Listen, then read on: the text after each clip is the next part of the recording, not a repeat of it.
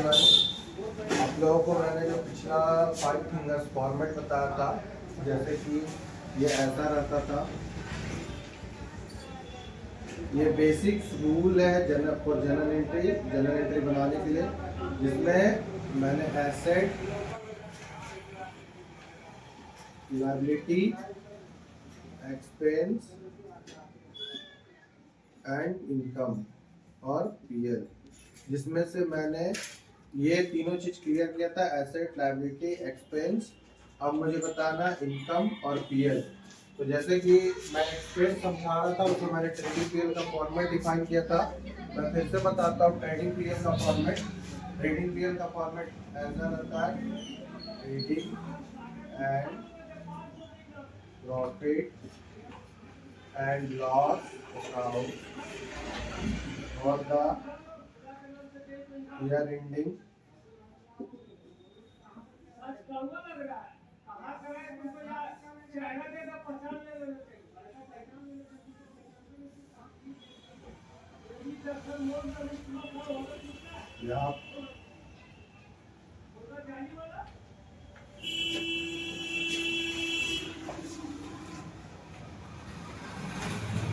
यहाँ पे particular amount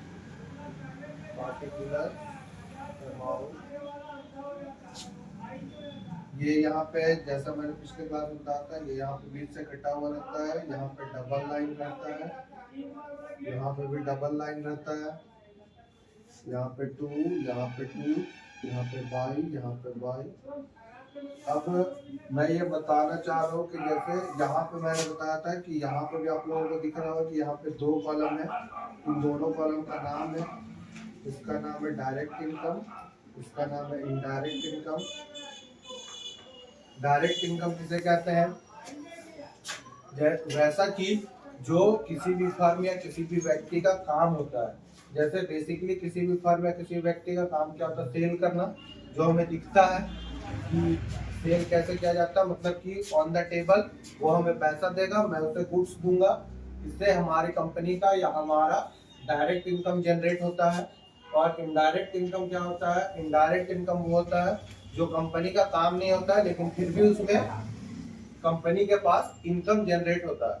अब ये कैसे होता है इनकम जनरेट? सपोज कोई एक इंडिविजुअल व्यक्ति यदि किसी सेविंग्स अकाउंट में, जैसे वो अपने बैंक में अकाउंट खोले और उसमें सेविंग अकाउंट में यदि आज के डेट में 100 रुपए डालता है, इवन 1 या 2 मंथ्स के बाद उसके अकाउंट में वो 105 रुपए हो जाता है।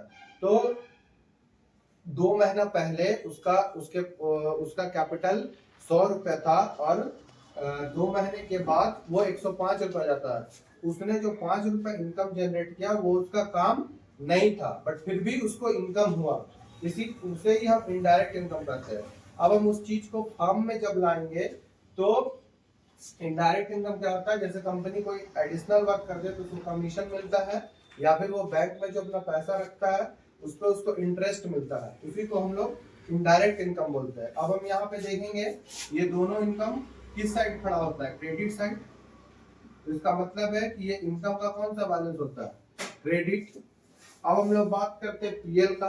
तो पीएल का फुल फॉर्म होता है प्रॉफिट एंड लॉस। तो पीएल जानने के लिए हम लोगों को बैलेंस शीट का फॉर्मेट ढांचा याद रखना चाहिए। तो बैलेंस शीट का फॉर्मेट कैसा होता है? बैलेंस शीट का फॉर्मेट ऐसा होता है, balance sheet of as on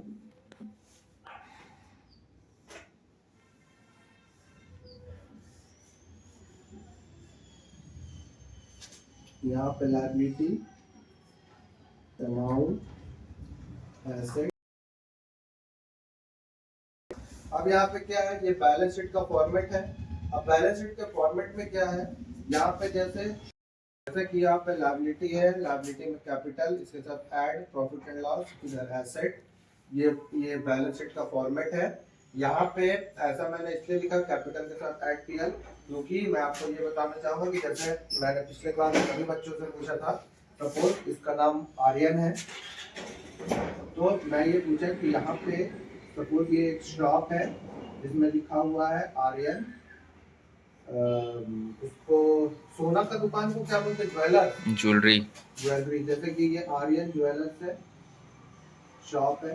तो मैंने इससे पूछा सपोज कि मैं तुम्हारे दुकान जाऊंगा तो भाई कोई मुझे कोल्ड ड्रिंक ठंडा पिलाएगा ही, तो मैं इससे पूछूंगा कि मैं कोल्ड ड्रिंक ठंडा पी लिया, फिर मैं इससे पूछूंगा ये शॉप किसका है, तो क्या बोलेगा किसका है?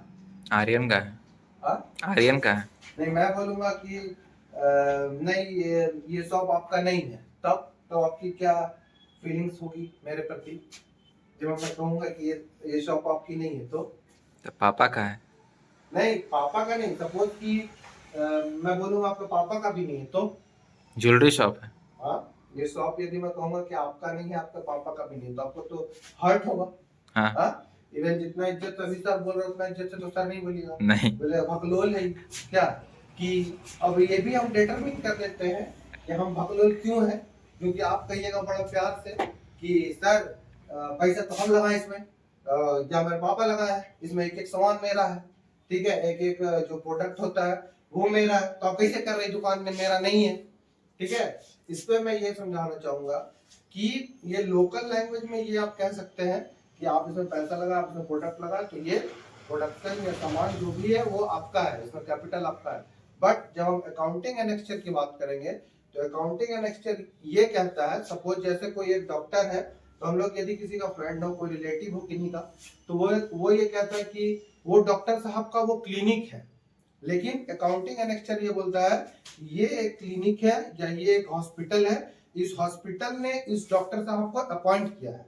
वहां पे किसी भी अकाउंटिंग एंड एक्सचेंज में या अकाउंटिंग स्टैंडर्ड में ऐसा स्टैंडर्ड्स में ऐसा नहीं दर्शाया जाता है कि ये अस्पताल या हॉस्पिटल ये डॉक्टर साहब का है। इवन अकाउंटिंग एंड एक्सचेंज ये बोलता है कि ये एक हॉस्पिटल है, ये एक अस्पताल है, ये डॉक्टर साहब को एज अ डॉक्टर अपॉइंट किया है, और उसमें जब accounting term and condition follow होगा या उसका एंट्री लेखा जोखा रखा जाएगा तो वहां पे डॉक्टर साहब को एज ए सैलरी अपॉइंट किया जाएगा, और जब वो उस अस्पताल के पार्टनर बनेंगे या ओनरशिप लेंगे या सोल प्रोप्राइटरशिप, जिस भी तरह की वो कंपनी रहेगी, उस अस्पताल का रजिस्ट्रेशन रहेगा, उस हिसाब से बाद में उनको प्रॉफिट दिया जाएगा सारा कुछ करने के बाद।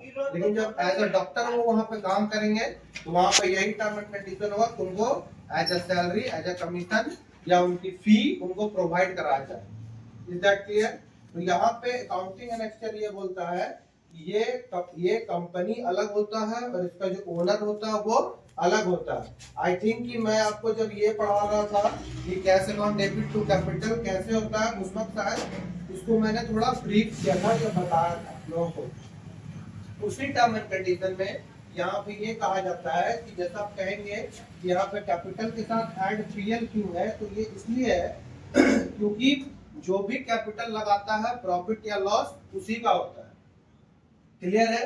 तो यहाँ पे हम ये देखेंगे कि जैसे यहाँ पे मैं बताया था पिछली क्लास में कि लायबिलिटी का बैलेंस होता है क्रेडिट, तो इसका ये मतलब है कि जैसे आपके घर का जो एड्रेस होगा आपके मम्मी पापा के घर का भी वही एड्रेस होगा, आपके भाई बहन का भी घर का वही एड्रेस होगा। तो इसका मतलब क्या है कि ये एक घराना है, यहाँ पे क्या है कि ये लायबिलिटी यदि इसका क्रेडिट बैलेंस होता है तो इसके अंडर जितने भी हैं सारे का क्रेडिट बैलेंस ही होगा।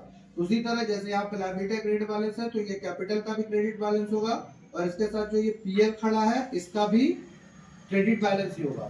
तो हम लोग ये समझ सकते हैं कि यहाँ पे जो पीएल खड़ा है इसका क्रेडिट बैलेंस है। अब यहाँ पे ये देखा जाता है कि जैसे ये पूरा पीएल है तो इसका क्रेडिट बैलेंस है, लेकिन यहाँ पे पीएल जो है ये दो हिस्सा में बंटता है, एक प्रॉफिट और दूसरा लॉस। हम लोग नेक्स्ट क्लास में डिस्कस करेंगे कि प्रॉफिट का जो वो क्रेडिट बैलेंस होता है और लॉस का डेबिट बैलेंस होता है। बट हम लोग यहाँ पे ये डिस्कस करेंगे कि प्रॉफिट का क्रेडिट बैलेंस कैसे होता है और लॉस का डेबिट बैलेंस कैसे होता है। Thank you.